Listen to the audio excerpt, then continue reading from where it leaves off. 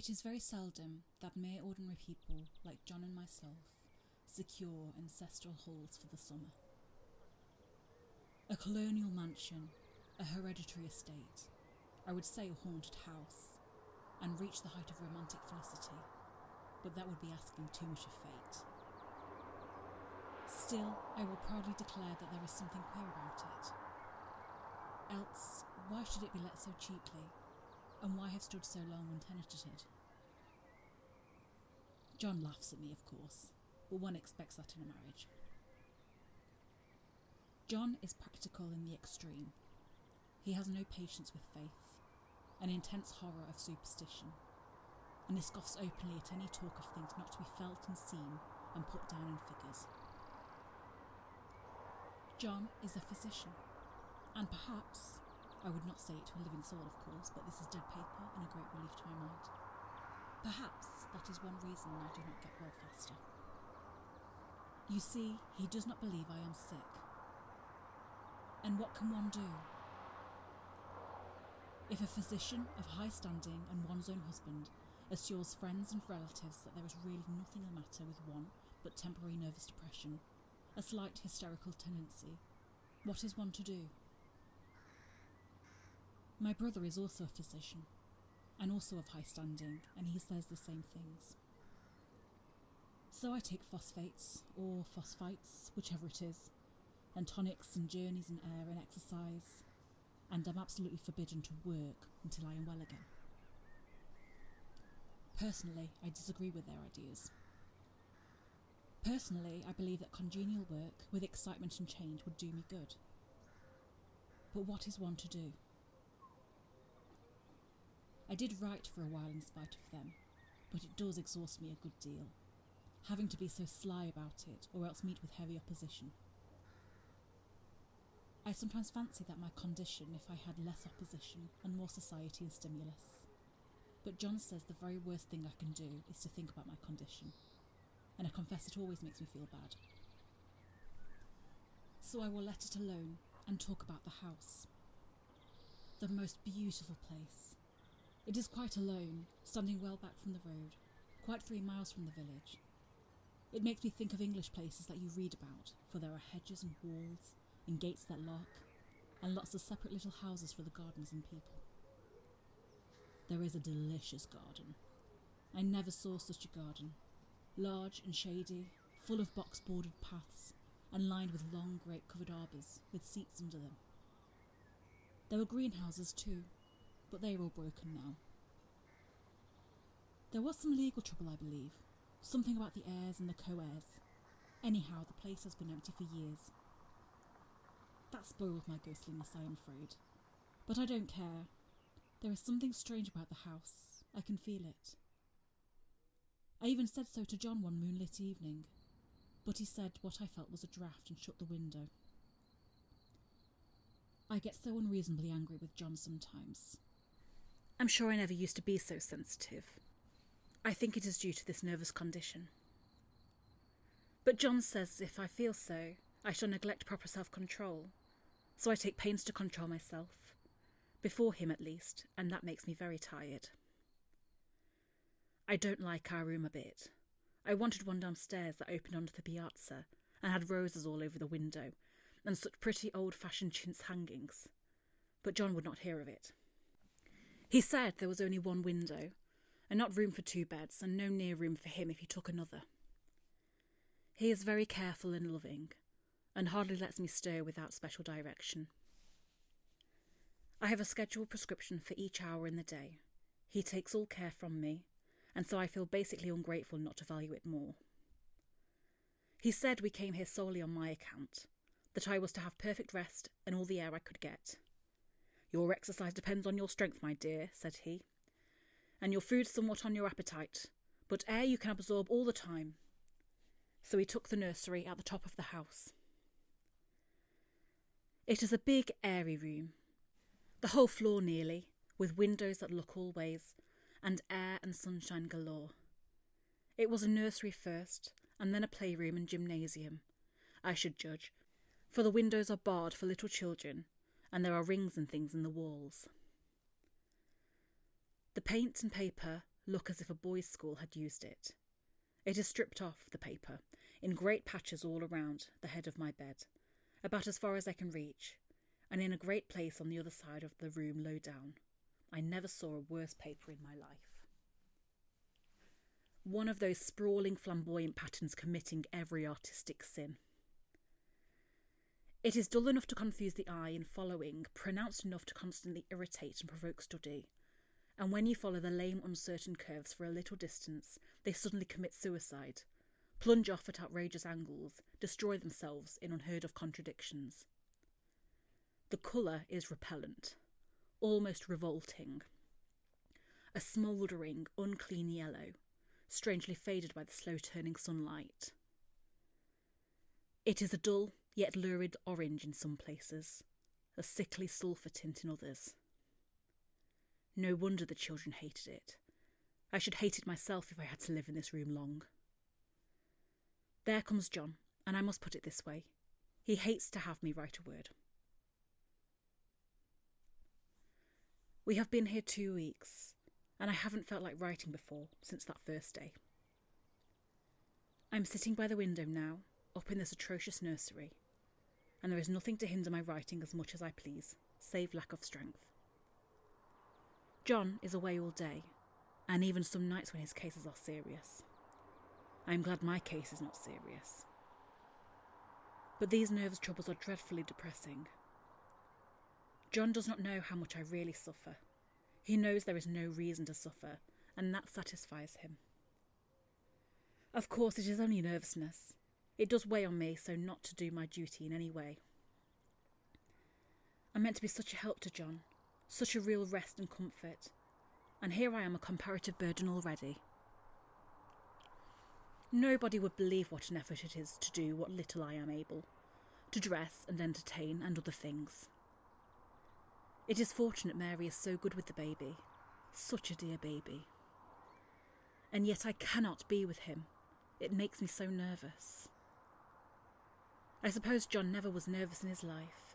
He laughs at me so about this wallpaper. At first he meant to repaper the room, but afterwards he said that I was letting it get the better of me, and that nothing was worse for a nervous patient than to give way to such fancies. He said that after the wallpaper was changed, it would be the heavy bedstead, and then the barred windows, and then that gate at the head of the stairs, and so on. You know the place is doing you good, he said, and really, dear, I don't care to renovate the house just for a 3 months' rental. Then do let us go downstairs, I said. There are such pretty rooms there. Then he took me in his arms and called me a blessed little goose, and said he would go down to the cellar if I wished, and have it whitewashed into the bargain. But he is right enough about the beds and windows and things. It is an airy and comfortable room as any one need wish, and of course I would not be so silly as to make him uncomfortable just for a whim. I'm really getting quite fond of the big room, all but that horrid paper. Out of one window I can see the garden, those mysterious deep-shaded arbours, the riotous old-fashioned flowers, and bushes and gnarly trees. Out of another I get a lovely view of the bay, and a little private wharf belonging to the estate. There is a beautiful shaded lane that runs down there from the house. I always fancy I see people walking in these numerous paths and arbours, but John has cautioned me not to give way to a fancy in the least. He says that with my imaginative power and a habit of story-making, a nervous weakness like mine is sure to lead to all manner of excited fancies, and that I ought to use my will and good sense to check the tendency. So I try. I think sometimes that if I were only well enough to write a little, it would relieve the press of ideas and rest me. But I find I get pretty tired when I try. It is so discouraging not to have any advice and companionship about my work. When I get really well, John says we will ask Cousin Henry and Julia down for a long visit, but he says he would soon put fireworks in my pillowcase as to let me have those stimulating people about now. I wish I could get well faster. But I must not think about that. This paper looks to me as if it knew what a vicious influence it had. There is a recurrent spot where the pattern lolls like a broken neck and two bulbous eyes stare at you upside down. I get so positively angry with the impertinence of it and the everlastingness. Up and down and sideways they crawl, and those absurd, unblinking eyes are everywhere. There is one place where two breadths didn't match, and the eyes go all up and down the line, one a little higher than the other. I never saw so much expression in an inanimate thing before, and we all know how much expression they have. I used to lie awake as a child and get more entertainment and terror out of a blank wall and plain furniture than most children could find in a toy store. I remember what a kindly wink the knobs of our big old bureau used to have, and there was one chair that always seemed like a strong friend. I used to feel that if any of the other things looked too fierce, I could always hop into that chair and be safe. The furniture in this room is no worse than inharmonious, however, for we had to bring it all from downstairs. I suppose when this was used as a playroom, they had to take the nursery things out, and no wonder. I never saw such ravages as the children have made here. The wallpaper, as I said before, is torn off in spots, and it sticketh closer than a brother. They must have had perseverance as well as hatred. Then the floor is scratched and gouged and splintered. The plaster itself is dug out here and there, and this great heavy bed, which is all we found in the room, looks as if it had been through the wars. But I don't mind it a bit. Only the paper. There comes John's sister, such a dear girl as she is, and so careful of me. I must not let her find me writing.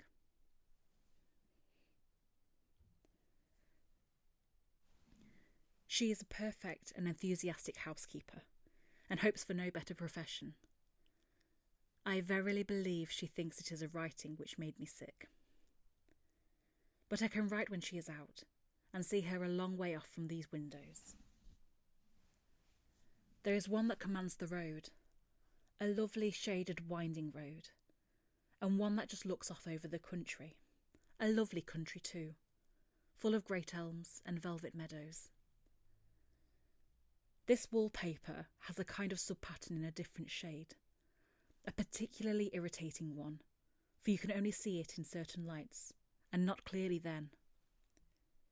But in the places where it isn't faded, and where the sun is just so, I can see a strange, provoking, formless sort of figure that seems to skulk about behind that silly, inconspicuous front design. There's Sister on the stairs.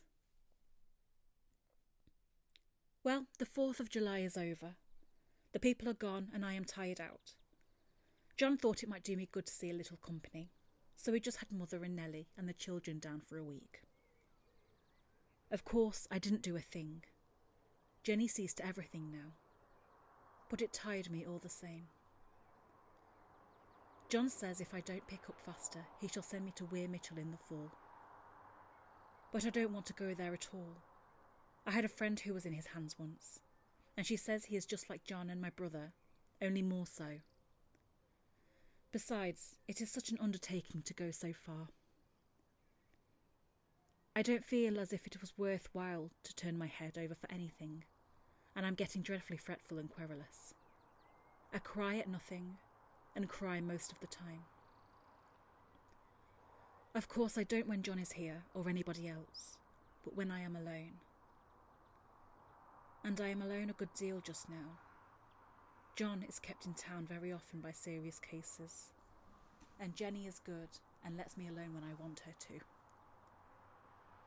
So I walk a little in the garden, or down that lovely lane, sit on the porch under the roses, and lie down up here a good deal. I'm getting really fond of the room in spite of the wallpaper, perhaps because of the wallpaper. It dwells in my mind so. I lie here on this great immovable bed, it is nailed down I believe, and follow that pattern about by the hour. It is as good as gymnastics, I assure you. I start, we'll say, at the bottom, down in the corner over where it has not been touched, and I determine for the 1000th time that I will follow that pointless pattern to some sort of conclusion. I know a little of the principle of design, and I know this thing was not arranged on any laws of radiation, or alternation, or repetition, or symmetry, or anything else that I have ever heard of. It is repeated, of course, by the breaths, but not otherwise.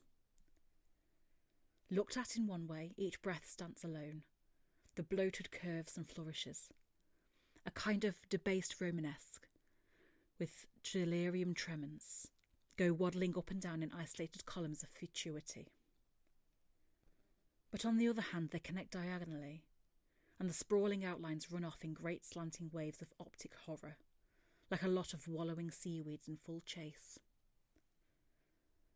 The whole thing goes horizontally too, at least it seems so, and I exhaust myself in trying to distinguish the order of its going in that direction.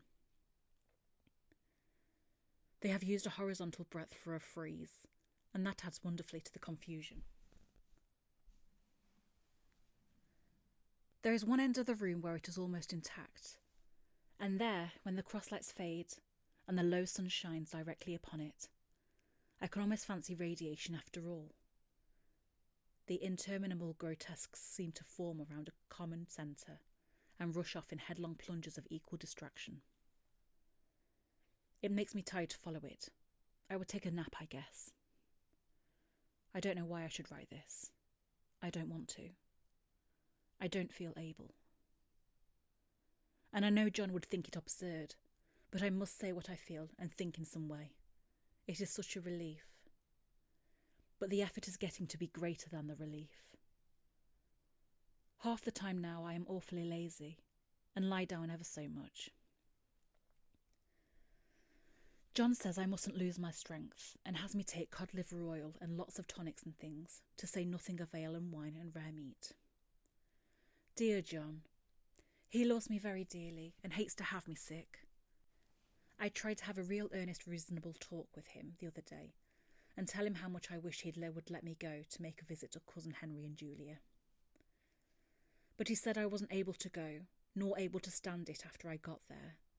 And I did not make out a very good case for myself, for I was crying before I had finished. It is getting to be a great effort for me to think straight. Just this nervous weakness, I suppose. And dear John gathered me up in his arms and just carried me upstairs and laid me on the bed and sat by me and read to me till it tired my head. He said I was his darling and his comfort and all he had, and that I must take care of myself for his sake and keep well. He says no one but myself can help me out of it, that I must use my will and self-control and not let any silly fancies run away with me.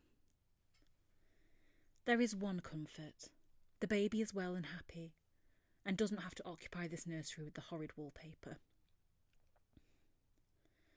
If we had not used it, that blessed child would have. What a fortunate escape. Why, I wouldn't have a child of mine, an impressionable little thing, live in such a room for worlds. I never thought of it before, but it is lucky that John kept me here after all. I can stand it so much easier than a baby, you see. Of course, I never mention it to them any more. I am too wise, but I keep watch of it all the same. There are things in that paper that nobody knows but me, or ever will. Behind the outside pattern, the dim shapes get clearer every day. It is always the same shape, only very numerous. And it is like a woman stooping down and creeping about behind that pattern. I don't like it a bit. I wonder, I begin to think, I wish John would take me away from here. It is so hard to talk with John about my case, because he is so wise and because he loves me so. But I tried it last night. It was moonlight. The moon shines in all around just as the sun does. I hate to see it sometimes. It creeps so slowly and always comes in by one window or another. John was asleep, and I hated to wake him, so I kept still and watched the moonlight on that undulating wallpaper till I felt creepy. The faint figure behind seemed to shake the pattern, just as if she wanted to get out. I got up softly and went to feel and see if the paper did move, and when I came back, John was awake. "What is it, little girl?" he said. "Don't go walking about like that, you'll get cold." I thought it was a good time to talk, so I told him that I really was not gaining here, and that I wished he would take me away. "Why, darling," said he, "our lease will be up in 3 weeks, and I can't see how to leave before. The repairs are not done at home, and I cannot possibly leave town just now. Of course, if you were in any danger, I could and I would, but you really are better, dear, whether you can see it or not. I am a doctor, dear, and I know. You are gaining flesh and colour. Your appetite is better. I feel really much easier about you." "I don't weigh a bit more," said I, "nor as much. And my appetite may be better in the evening when you are here, but it is worse in the morning when you are away." "Bless her little heart," said he with a big hug. "She shall be as sick as she pleases. But now let's improve the shining hours by going to sleep, and talk about it in the morning." "And you won't go away?" I asked gloomily. "Why, how can I, dear? It is only 3 weeks more, and then we'll take a nice little trip for a few days while Jenny is getting the house ready. Really, dear, you are better." "Better in body, perhaps," I began, and stopped short, for he sat up straight and looked at me with such a stern, reproachful look that I could not say another word. "My darling," said he, "I beg of you, for my sake and for our child's sake, as well as for your own, that you will never, for one instant, let that idea enter your mind. There is nothing so dangerous, so fascinating to a temperament like yours. It is a false and foolish fancy. Can you not trust me as a physician when I tell you so?" So, of course, I said no more on that score, and we went to sleep before long. He thought I was asleep first, but I wasn't, and lay there for hours trying to decide whether that front pattern and the back pattern really did move together or separately. On a pattern like this, by daylight, there is a lack of sequence, a defiance of law, that is a constant irritant to a normal mind.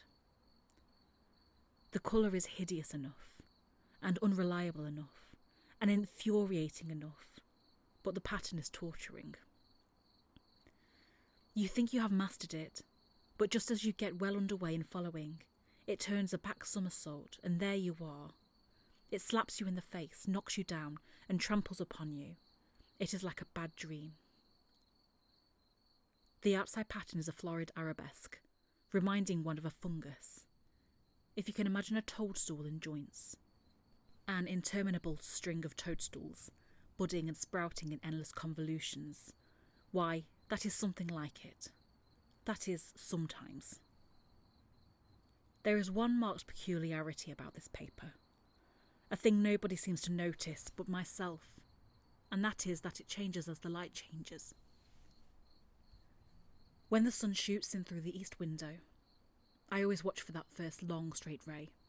It changes so quickly that I never can quite believe it. That is why I watch it always. By moonlight, the moon shines in all night when there is a moon, I wouldn't know it was the same paper. At night, in any kind of light, in twilight, candlelight, lamplight, and worst of all by moonlight, it becomes bars. The outside pattern, I mean, and the woman behind it is as plain as can be. I didn't realise for a long time what the thing was showed behind, that dim sub-pattern, but now I am quite sure it is a woman. By daylight she is subdued, quiet. I fancy it is the pattern that keeps her so still. It is so puzzling. It keeps me quiet by the hour. I lie down ever so much now. John says it is good for me, and to sleep all I can. Indeed, he started the habit by making me lie down for an hour after each meal. It is a very bad habit, I am convinced, for you see I don't sleep. And that cultivates deceit, for I don't tell them I'm awake. Oh no. The fact is, I am getting a little afraid of John. He seems very queer sometimes, and even Jenny has an inexplicable look. It strikes me occasionally, just as a scientific hypothesis, that perhaps it is the paper. I have watched John when he did not know I was looking, and come into the room suddenly on the most innocent excuses, and I've caught him several times looking at the paper. And Jenny too. I caught Jenny with her hand on it once. She didn't know I was in the room, and when I asked her in a very quiet voice, with the most restrained manner possible, what she was doing with the paper, she turned around as if she had been caught stealing, and looked quite angry, asked me why I should frighten her so. Then she said that the paper had stained everything it touched, that she had found yellow smooches on all my clothes and John's, and she wished we would be more careful. Did not that sound innocent? But I know she was studying that pattern, and I am determined that nobody shall find it out but myself. Life is very much more exciting now than it used to be. You see, I have something more to expect, to look forward to watch. I really do eat better, and am more quiet than I was. John is so pleased to see me improve. He laughed a little the other day, and said I seemed to be flourishing in spite of my wallpaper. I turned it off with a laugh. I had no intention of telling him it was because of the wallpaper. He would make fun of me. He might even want to take me away. I don't want to leave now until I have found it out. There is a week more, and I think that will be enough. I'm feeling ever so much better. I don't sleep much at night, for it is so interesting to watch developments, but I sleep a good deal in the daytime. In the daytime, it is tiresome and perplexing. There are always new shoots on the fungus, and new shades of yellow all over it. I cannot keep count of them, though I have tried conscientiously. It is the strangest yellow, that wallpaper. It makes me think of all the yellow things I ever saw, not beautiful ones like buttercups, but old, foul, bad yellow things. But there is something else about the paper, the smell. I noticed it the moment we came into the room, but with so much air and sun it was not bad. Now we have had a week of fog and rain, and whether the windows are open or not, the smell is here. It creeps all over the house. I find it hovering in the dining room, skulking in the parlour, hiding in the hall, lying in wait for me on the stairs. It gets into my hair. Even when I go to ride, even if I turn my head suddenly and surprise it, there is that smell. Such a peculiar odour too. I have spent hours in trying to analyse it, to find what it smelled like. It is not bad, at first and very gentle, but quite the subtlest, most enduring odour I ever met. In this damp weather it is awful. I wake up in the night and find it hanging over me. It used to disturb me at first. I thought seriously of burning the house to reach the smell. But now I am used to it. The only thing I can think of that it is like is the colour of the paper, a yellow smell. There is a very funny mark on this wall, low down near the mopboard, a streak that runs around the room. It goes behind every piece of furniture except the bed, a long, straight, even smooch, as if it had been rubbed over and over. I wonder how it was done and who did it, and what they did it for. Round and round and round, round and round and round. It makes me dizzy. I really have discovered something at last. Through watching so much at night when it changes so, I have finally found out. The front pattern does move, and no wonder. The woman behind it shakes it. Sometimes I think there are a great many women behind, and sometimes only one, and she crawls around fast, and her crawling shakes it all over. Then, in the very bright spots, she keeps still, and in the very shady spots, she just takes hold of the bars and shakes them hard. And she is all the time trying to climb through, but nobody could climb through that pattern. It strangles so. I think that's just why it has so many heads.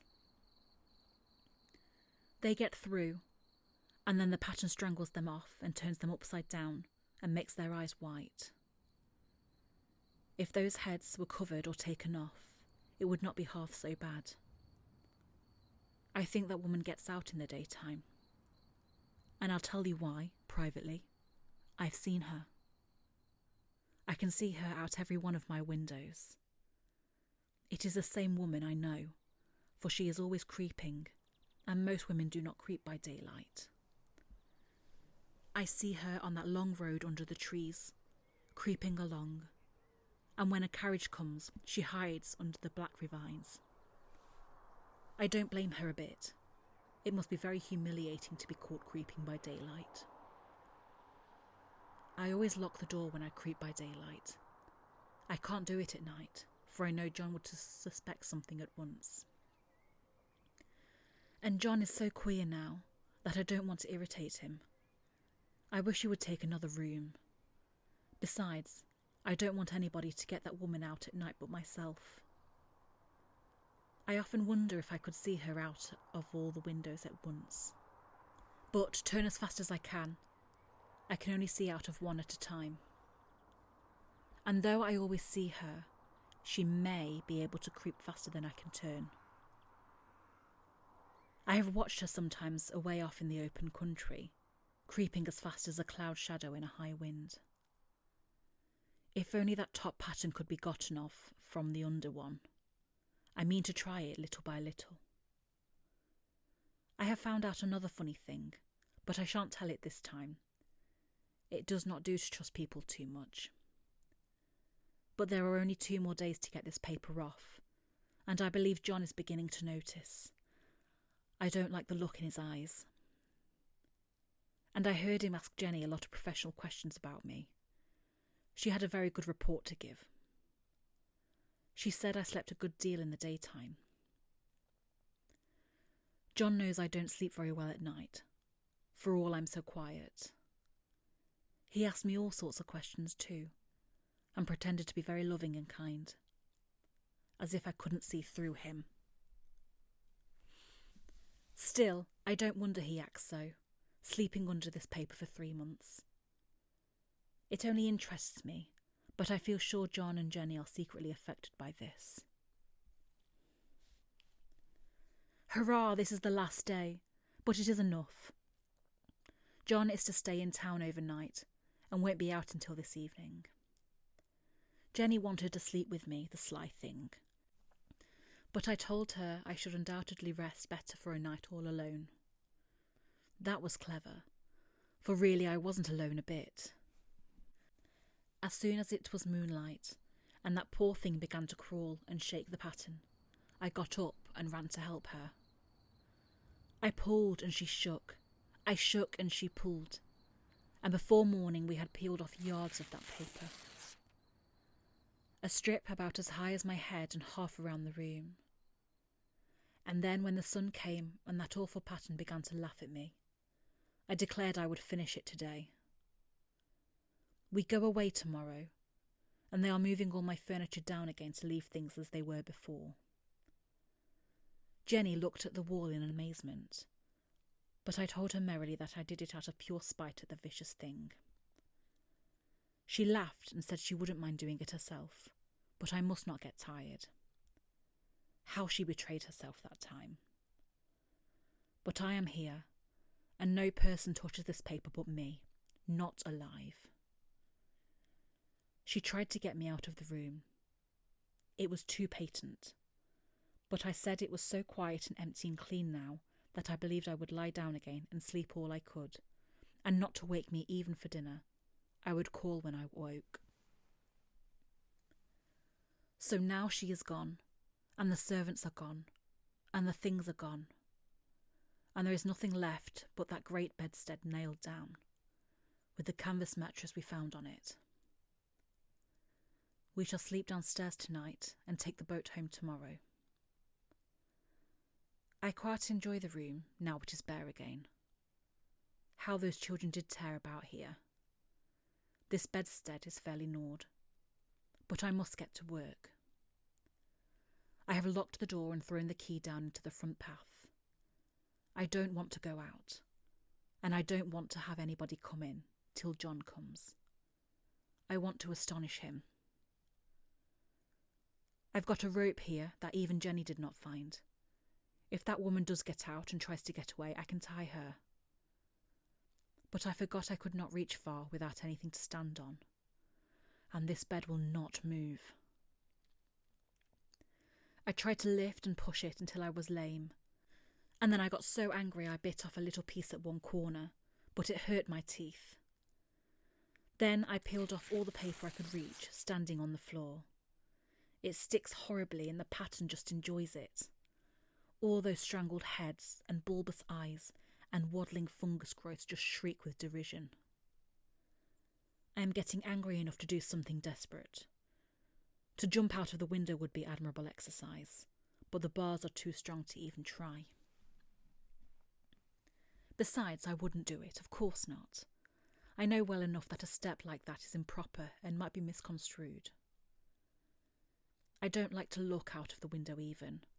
There are so many of those creeping women, and they creep so fast. I wonder if they all come out of that wallpaper as I did. But I am securely fastened now by my well-hidden rope. You don't get me out in the road there. I suppose I shall have to get back behind the pattern when it comes night, and that is hard.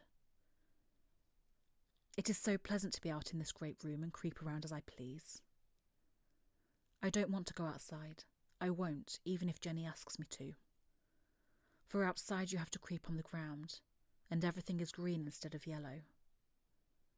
But here I can creep smoothly on the floor, and my shoulder just fits in that long smooch around the wall, so I cannot lose my way. Why, there's John at the door. It is no use, young man, you can't open it. How he does call and pound. Now he is crying for an axe. It would be a shame to break down that beautiful door. John dear, said I in the gentlest voice, the key is down by the front steps, under a plantain leaf. That silenced him for a few moments. Then he said, very quietly indeed, open the door, my darling. I can't, said I. The key is down by the front door under a plantain leaf. And then I said it again, several times, very gently and slowly, and said it so often that he had to go and see, and he got it, of course, and came in. He stopped short by the door. What is the matter? He cried. For God's sake, what are you doing? I kept on creeping just the same, but I looked at him over my shoulder. I've got out at last, said I, in spite of you and Jane, and I've pulled off most of the paper, so you can't put me back. Now, why should that man have fainted? But he did, and right across my path by the wall, so that I had to creep over him every time.